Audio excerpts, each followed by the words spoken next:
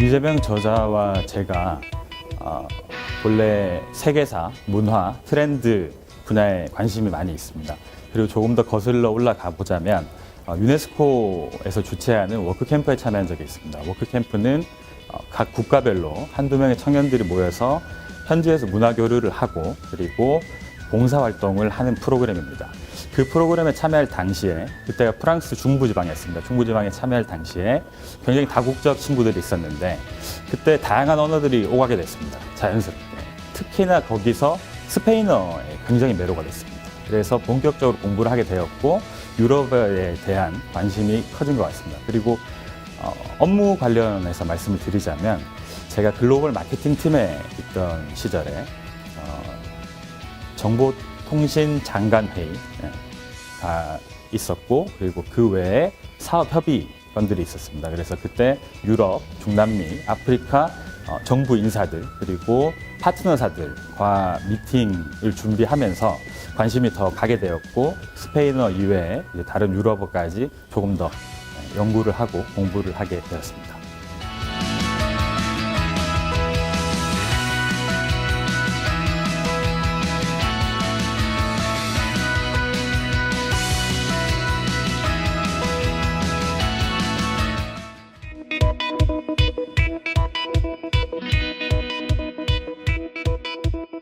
라틴어가 말씀하신 것처럼 접하기가 굉장히 어렵습니다.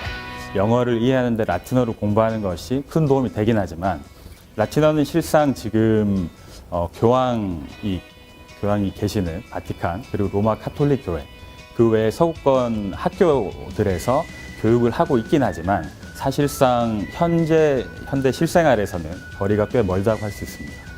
그래서 제가 제안 드리는 방향은 오히려 저희에게 친숙한 영어를 바탕으로 그 외에 유럽어 언어 저변을 좀 외연을 확대하는 것이 어떨까 합니다. 그래서 제가 지금 해보고 있는 방법은 신문을 본다면 한국 신문을 보고 그리고 그 다음에 영어 신문을 보고 그 다음에 스페인어로 같은 내용을 봅니다. 그 다음에는 불어나 이제 뭐 다른 언어로 이제 보는 것들이 유사성이 있기 때문에 굉장히 큰 도움이 됩니다.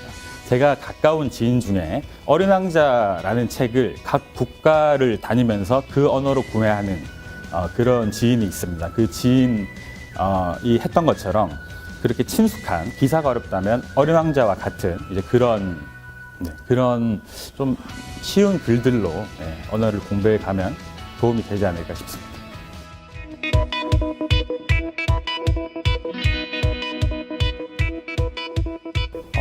크게 말씀을 드리자면 경험한 부분 그리고 독자들이 친숙한 부분인가라는 두 가지를 고려를 했습니다. 그래서 세계 여행을 다니는 것 같이 느끼신 연유는 실제 저희가 세계 여행을 다녔던 그리고 세계 각국의 사람들과 대화를 나누면서 아이디어를 가졌던 것에서 출발한 목차들이 많기 때문입니다. 그래서 그런 과정에서 먼저 경험을 말씀드리자면 목차 중에 하나 예시를 들자면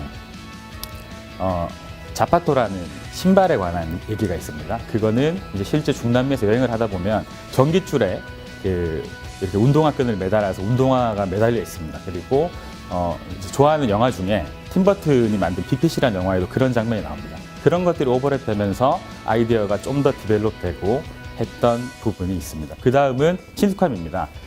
그 사례 중에 그 목차 중에 포모도로라는 목차가 있습니다. 이탈리아어로 토마토라는 의미인데 토마토에 대한 얘기와 파스타에 대한 얘기를 담았는데 그 연유는 제가 근무하고 있는 광화문의 유명한 맛집의 파스타 맛집의 이름이 포모도로이기 때문입니다. 그런 식으로 진행을 해보았습니다.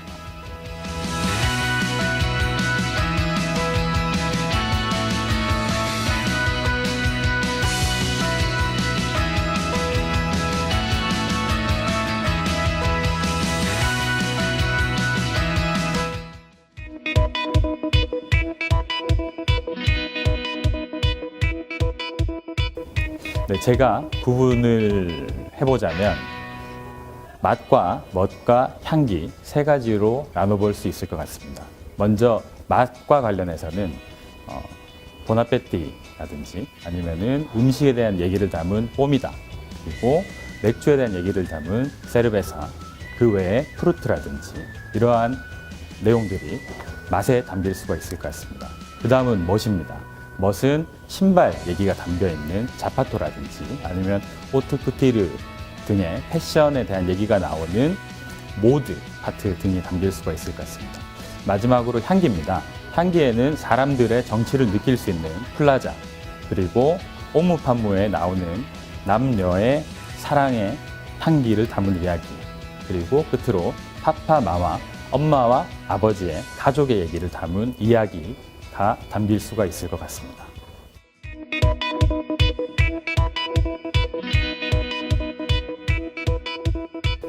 제가 한 가지를 꼽자면 초콜릿에 밥을 비벼 먹는 수녀 이야기입니다. 제가 실제 멕시코를 여행하던 당시에 굉장히 특이한 소스를 맛본 적이 있습니다. 초콜릿으로 만든 소스였습니다. 닭고기도 들어가고 고추도 들어가서 약간 매콤하기도 한데 초콜릿에 쓰며 단 맛이 납니다. 그래서 굉장히 놀랐습니다.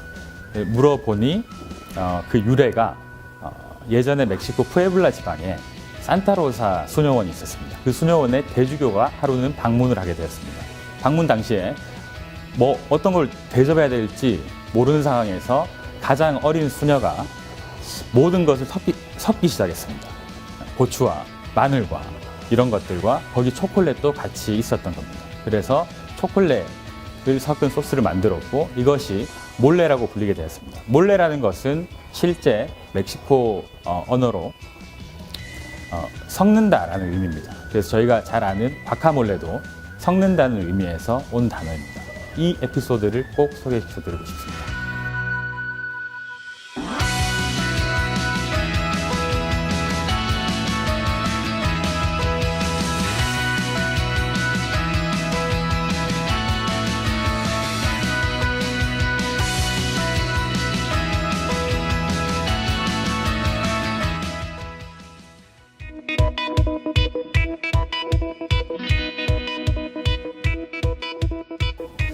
사진에 대한 부분은 사실 고민이 많았습니다.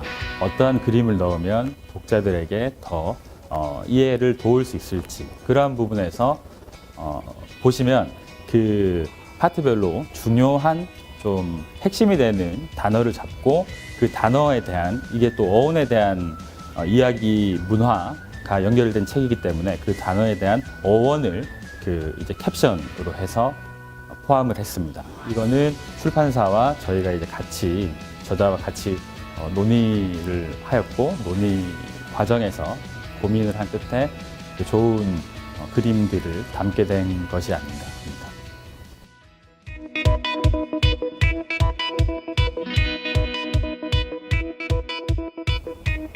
합니다. 제가 소개시켜드리고 싶은 내용은 고디바 초콜릿에 관련된 이야기입니다. 저희가 고디바 초콜릿 그 심볼을 보시면 약간 나체의 머리가 긴 여성이 하얀색 이제 말을 타고 있는 그림이 그려져 있습니다. 그 이유는 이 고디바 초콜릿이 시작되었던 그 유래가 11세기에 세금을 많이 거두는 좀 포악한 영주가 있었습니다. 근데 그 영주의 부인이 고다이바였습니다. 그 어린 고다이바가 영주에게 세금을 좀 낮춰달라, 백성들을 위해서 해달라고 하니 이 영주가, 남편인 영주가 그러긴 어렵다, 그걸 원한다면 나체로 동네를 한 바퀴 걸어달라라는 얘기를 했습니다. 그거를 듣고 고다이바가 당시에는 특히나 종교적인 이런 부분 때문에 더욱더 그런 것들이 쉽지 않은 일이었는데 용기를 내서 용맹스럽게 그렇게 말을 타고 동네를 한 바퀴 돌므로써 아주 백성들을 살기 좋게 하였다는 그런 내용입니다.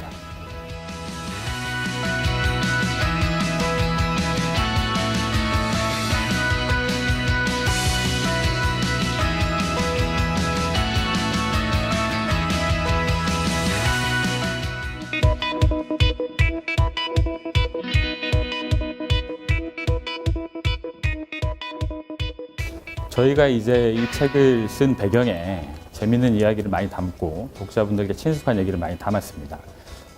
큰 목적은 독자분들이 일상 속에서 하루하루에서 조금 더 똑같은 것을 보더라도 조금 더 이해하기가 풍성한 하루하루가 되셨으면 해서 이러한 얘기를 반영을 했습니다.